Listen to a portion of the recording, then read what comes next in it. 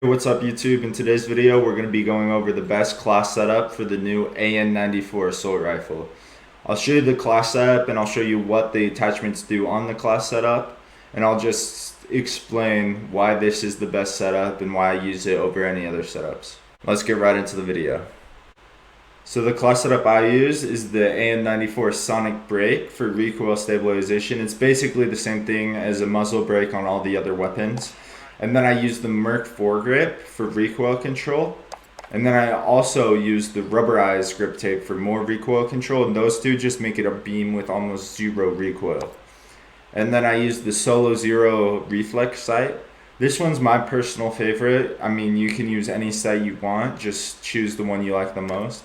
And then I use the FSS close quarter stock. I also run the blue dot on the Solo Zero because I think it looks the best.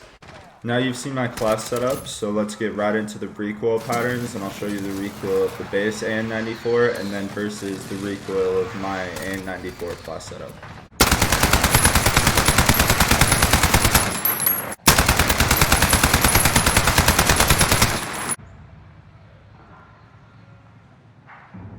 As you can see, my AN-94 has a much better recoil properties and pattern, and it is a lot less jumpy than the base version of the AN-94.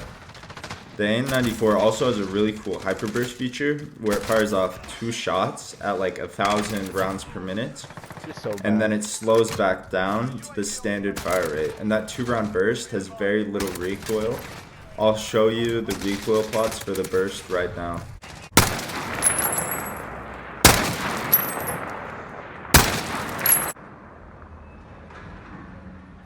As you can see, the 2-round burst literally has zero recoil. I'm going to now talk about my thoughts of the weapon, and then we'll go over the camo challenges at the end of the video. I really like the AN-94. It has the possibility of killing extremely fast with the hyperburst.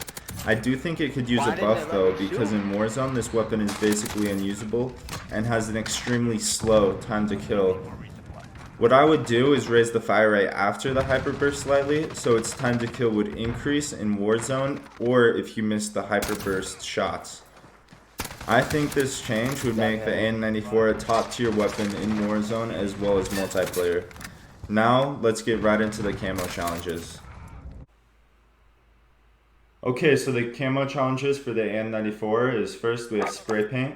This is kill 800 enemies, so this is really simple. And then we have woodland, which is kill enemies with headshots, so just aim for the head. You only need 125 of those. And then digital is get kills while crouching. And I like to do this while I'm doing dragon, which is the hip fire kill. So I'll run the Merc foregrip and the 5mm laser for just an absolute hip fire beam. And then I crouch walk and get hip fire kills, and I usually do those hand in hand. And then splinter is long shot kills. I do these in hardcore, but in hardcore the AN-94 is a 2-shot kill, so you'll just have to hit your shots.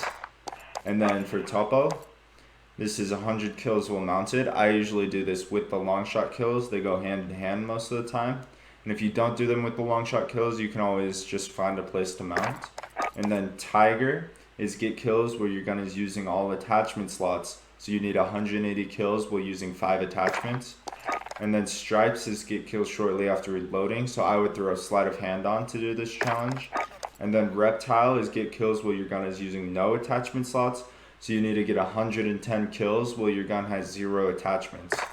And then skulls is kill 3 enemies without dying, so you need 35 3-kill gun streaks.